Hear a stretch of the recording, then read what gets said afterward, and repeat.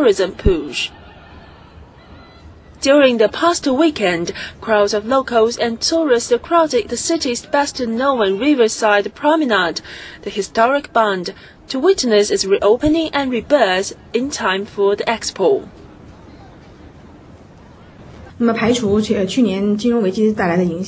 Barring the effects of last year's financial crisis, we feel that there will be a turnaround for the market in this new year. On the first day of this year, our national and municipal tourism officials announced to the world that 2010 is our World Expo Tourism Year.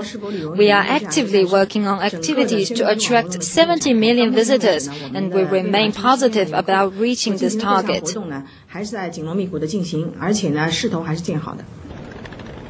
In order to impress an expected 70 million visitors, Shanghai's government is already splashing about more than $700 million on renovating the Bund riverfront, and a whopping $45 billion to upgrade transport and infrastructure. A convoy of Expo caravans set off from Shanghai this month to tour neighboring regions and promote the World Expo to ordinary Chinese. Our caravans will travel through Anhui, Jiangsu, and Hebei provinces and finish in Beijing. During the trip, we will promote the Expo to the public, to our tourism professionals, and to the media. We will also have a promotional day for the public and events to market the Expo. China is the first developing nation to host the World Expo, and officials hope the event to be held from May 1st to October 31st will improve Shanghai's position as a global city. Liu Yue, CCTV. Orbis International and its global team of volunteer eye care specialists have brought their flying eye hospital to the coastal city of Dalian in Liaoning province. The Orbis team will join with local doctors, providing operations for some needy patients. Our reporter Ma Xu from Dalian TV tells us how volunteers play a vital role in the charity program. On board the flying hospital are 10 volunteers from Canada, the US, and the UK, making up a third of the medical staff.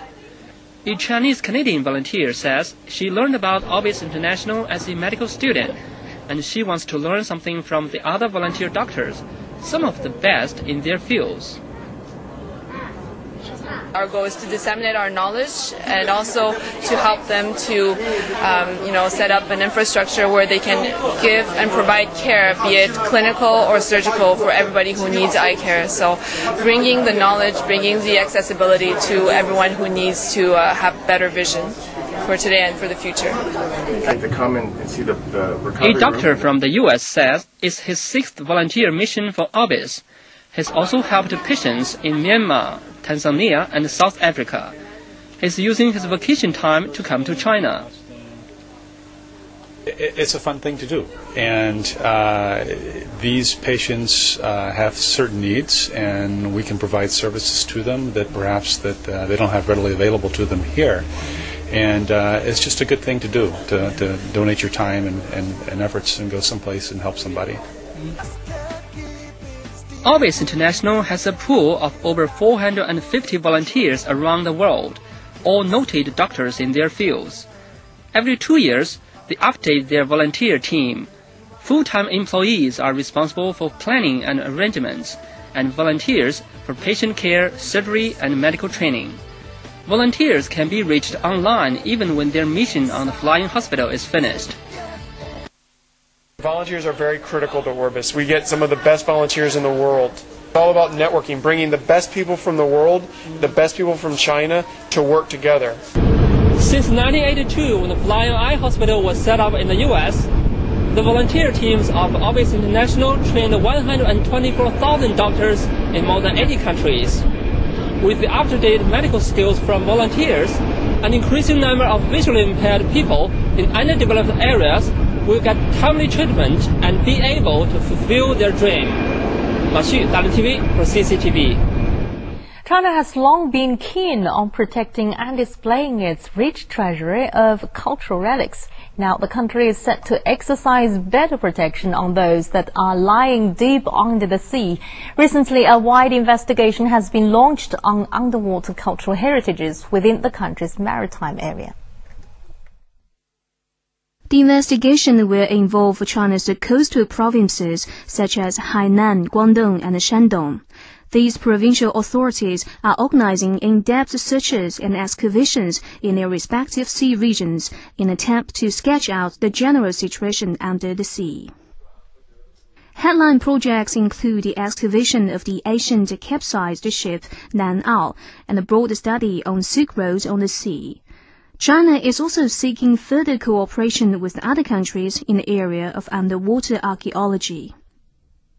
Until the 1980s, underwater archaeology was not pursued by China, but the discovery of a 600-year-old sunken ship in 1987 broke the ice, spurring on remarkable progress over the past 2 decades.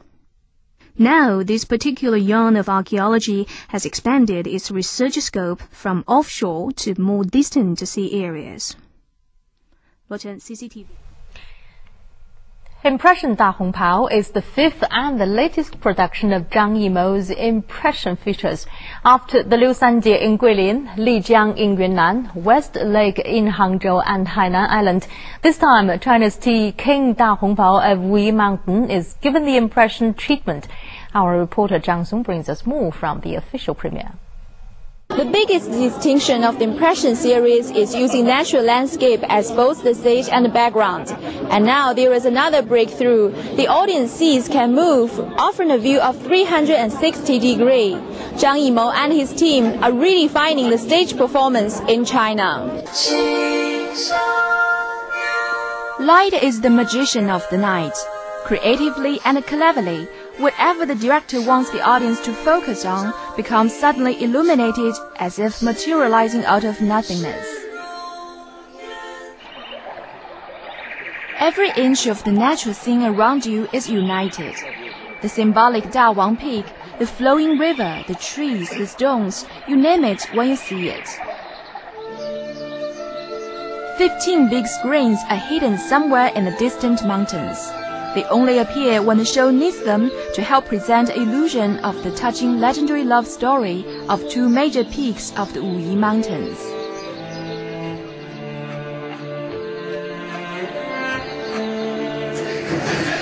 A pivoting stage makes it possible for the 2,000 audience members to enjoy a circular view that changes as the play goes on. The innovation stretches the viewer's perception to as far as several miles away. However, all the lights and high-tech effects are employed not only to show off the beauty and grandeur of the natural scenery, but to impress upon the audience the spirit of China's traditional tea culture.